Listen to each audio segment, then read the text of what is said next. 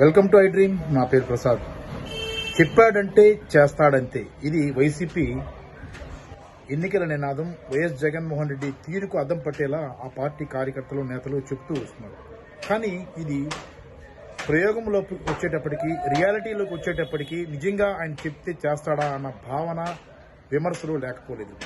కానీ పలాస ఉద్దానాన్ని కిడ్నీ సమస్యలకు సంబంధించి ఆయన ప్రజా ప్రస్థానంలో భాగంగా, పాదయాత్రలో భాగంగా ఇచ్చిన హామీతో కావచ్చు, అధికారంలోకి వచ్చిన తాజా రోజుల్లో కావచ్చు, ఉద్దానం ప్రాజెక్టుకు సంబంధించి, ముఖ్యంగా కిడ్నీ సమస్యలకు సంబంధించి ప్రాణాంతకంగా మారిపోయిన ఈ సమస్యకు సంబంధించి ఒక దారి చూపిస్తాం అని చెప్పారు. దానికి సంబంధించి పలాసలో కిడ్నీ వ్యాధులకు సంబంధించిన రీసెర్చ్ సెంటర్తో పాటు 200 పడకల ప్రత్యేకమైన సూపర్ స్పెషాలిటీ ఆసుపత్రిని కూడా నిర్మిస్తామని హామీ ఇచ్చారు.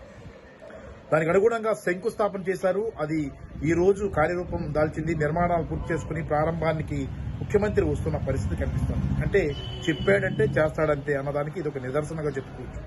జనానికి కూడా ఇప్పుడిప్పుడే అర్థమవుతోంది. ఇచ్చిన మాట నిలబెట్టుకోవడంలో వైఎస్ జగన్మోహన్ రెడ్డి ముందంజలో ఉంటారు, ఖచ్చితంగా అనుకున్నది జరిగేలా చూస్తారు అన్న భావన అయితే ఎక్కువగా ప్రజల్లోకి వెళ్తూ వస్తుంది. ఇది ఒక ఉదాహరణగా చెప్పుకోవాలి.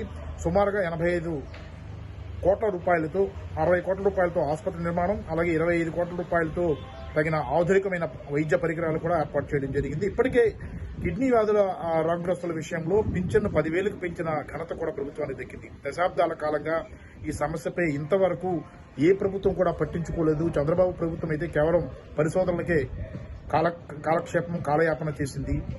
అసలు సమస్యకు మూల కారణం అనేది పట్టించుకునే దాఖలాలు లేవు. జగన్ ప్రభుత్వం మాత్రం ఆసుపత్రి నిర్మాణంతో పాటు దానికి అనుగుణంగా దీనికి నీటి సమస్యే ప్రధానమైన కారణం. ఈ కిడ్నీ వ్యాధుల కన్న భావనతో 700 కోట్ల రూపాయలతో ప్రత్యేకమైన ఉద్దానం మంచినీటి ప్రాజెక్టుకు శ్రీకారం చుట్టింది. అది కూడా దాదాపుగా పూర్తయిపోయింది. అది కూడా త్వరలో పనిని ప్రారంభించబోతుంది. స్వచ్ఛమైన మంచినీటిని అందించేందుకు ప్రభుత్వం సిద్దం చేస్తుంది.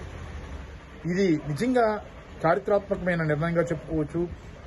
ఒక ప్రభుత్వం వచ్చిన కొత్త నాళ్ళలోనే హామీ ఇవ్వడం, శంకుస్థాపన చేయడం, ఆ ప్రభుత్వం సుమారుగా 5 ఏళ్లు పూర్తి చేసుకుంటున్న కాలంలో దాన్ని ప్రారంభించడం కూడా ఇది ఒక చారిత్రాత్మకమైన నిర్ణయంగా అభివర్ణించవచ్చు.